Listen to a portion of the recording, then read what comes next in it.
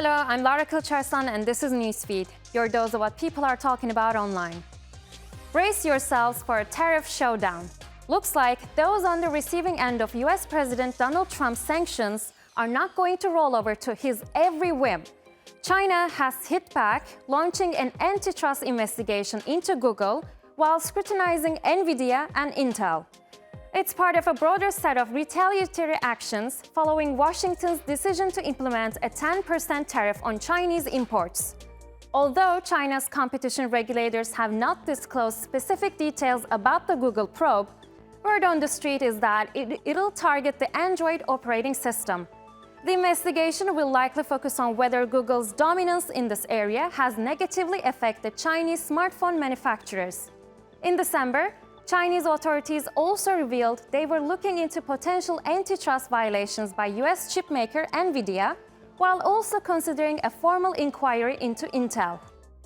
The details of the investigation are scant, so it's unclear how this might impact Google's operations. But what does this really mean for the tech giant? Dominic breaks it down for us.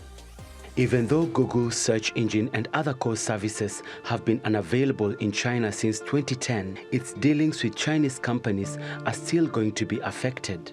The tech giant has the world's most widely used search engine, and any restrictions could hurt digital advertising of Chinese companies around the world. Some experts believe the investigation could focus on Google's Android operating system for smartphones, while others see it as a bargaining chip in the ongoing US-China trade tensions. Chinese smartphone makers have for years complained that Google's market practices are shortchanging them. In fact, most brands except Apple and Huawei are still paying licensing fees just to use the Android systems on their phones. And it's not just China that has got issues with Google. The company has been accused of breaking antitrust laws in several countries, including the European Union, South Korea, Russia, and India, with claims it abuses its market dominance. Meanwhile, the European Union is also preparing to push back against US tariffs. The retaliation will reportedly target American big tech companies. EU officials say all options are on the table, but they might use something called the anti-coercion instrument. This would allow the EU to revoke intellectual property protections or even limit software downloads and streaming services. The tool could also block investments or limit access to markets for sectors like banking, insurance, and other financial services. We want to focus on strengthening the economic ties that deliver for Europeans, those that help to create jobs, bring down prices, and strengthen our security. And that is, of course, the case when it comes to the United States, a country with which we have the strongest of ties. The transatlantic partnership has been the cornerstone of peace and prosperity for the best part of the century. We share many of the same preoccupations, whether on regional stability or the global economy. No other economies in the world are as integrated in such an advanced way as the European Union and the United States. The threat of Trump's tariffs also has the potential for new partnerships to develop among different regions and countries. The world is facing the risk of division, fragmentation, and disorder are looming large. China-EU relations have all the more strategic importance and global influence. China attaches great importance to its ties with the EU and views Europe as its comprehensive strategic partner, an important and independent pillar in a multipolar world. And we hope the EU will also become China's reliable cooperation partner. Tensions between Trump's main man Elon Musk and Reddit users are brewing. Reddit has temporarily banned the white people Twitter subreddit and removed another community. That's after users targeted employees of Musk's Department of Government Efficiency. But what's triggered the crackdown?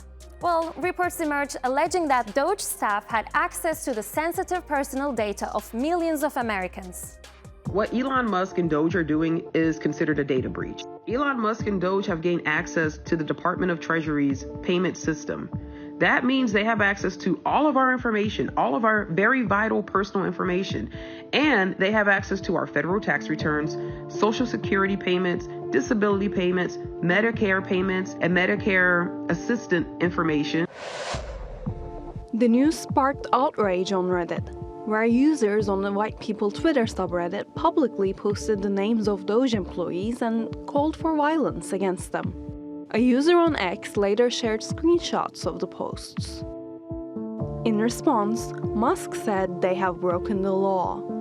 Shortly after, Reddit suspended White People Twitter for 72 hours, citing a prevalence of violent content. The platform also permanently removed another subreddit, Is Elon Dead Yet?, where users regularly posted about Musk's well-being in a mocking manner. This isn't the first time Reddit has clashed with Musk. Last month, over 100 subreddits blocked X links in protest of his controversial arm gesture at Trump's inauguration. Critics accused him of making a Nazi salute.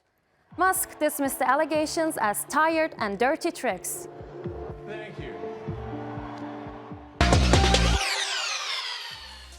Google's parent company Alphabet has overhauled its guidelines on how artificial intelligence can be used to develop weapons and surveillance tools. It's now dropped a section that ruled out applications that could cause harm. While human rights groups are outraged, Alphabet says the feature is safe as there will be more human oversight. Since 2018, Google had strict AI rules banning its use in military weapons, mass surveillance, and human rights violations. But now, those restrictions are gone. Instead of banning specific AI applications, Google now says it will ensure appropriate human oversight and follow widely accepted principles of international law. That means more flexibility in AI projects, including national security and defense collaborations. AI is evolving fast, and so is global competition. Google executives say the update reflects geopolitical pressures, national security concerns, and the need for democracies to lead AI innovation. Some AI ethics experts and employees are raising concerns, saying this change moves Google away from its ethical commitments. Others argue that more flexibility is needed for AI to advance responsibly. With fewer restrictions, Google could now pursue government contracts, surveillance, AI, and defense applications, areas it once avoided. The big question is, how will AI ethics evolve in this new era? AI policy is shifting fast, and the line between ethics and innovation is getting blurred. India's biggest media giants are joining a lawsuit against OpenAI's ChatGPT for using their content without consent.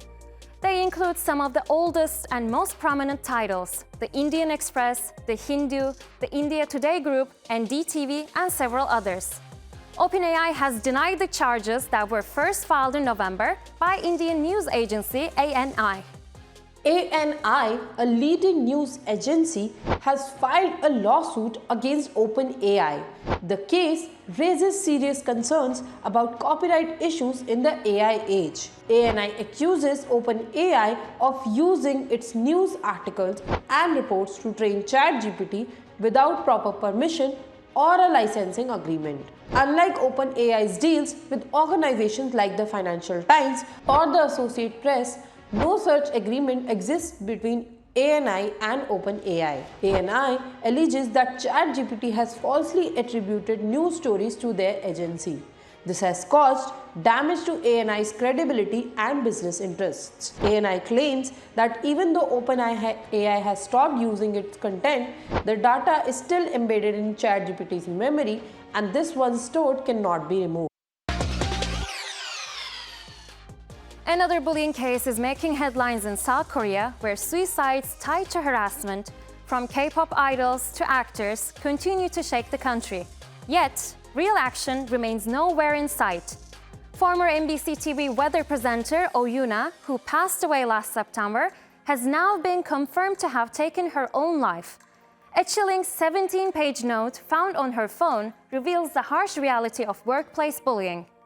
Months later, after the family were able to get access and unlock her phone, they found in her phone a 17-page will containing lots of photos and voice recording evidence that she was a victim of workplace bullying. There was a total of 4 bullies mentioned in her will, and all 4 are the Sunbaes of the MBC contract weathercasters. For example, they would curse, badmouth her, they would make a separate group chat with the other newscasters, bullying her out and talking about how she smelled. abuse of power by older coworkers or people who've been there longer than you. Her colleagues blaming her for their mistakes, and they would call her after hours or even tell her to come back to the office even after she had left, force her to take extra trainings at the office. Oh-anna actually filed multiple complaints to MBC about this, but no actions were taken whatsoever. And in the beginning, MBC even said that they didn't receive her complaints, but now with crazy public pressure, finally decided to launch an investigation with external experts. Oh-anna's family has filed a lawsuit against MBC. What's even shocking is that the weathercasters, the 4 bullies, although the media is not sharing their identities, everyone already knows who the 4 weathercasters are, but they were still on TV during the holidays, which was last week, delivering the weather forecast. And that's pretty much our show. Find our latest stuff on YouTube and do subscribe to our channel. We're going to leave you with a video that's so breathtakingly beautiful that social media users couldn't figure out if it was real or AI generated. You decide.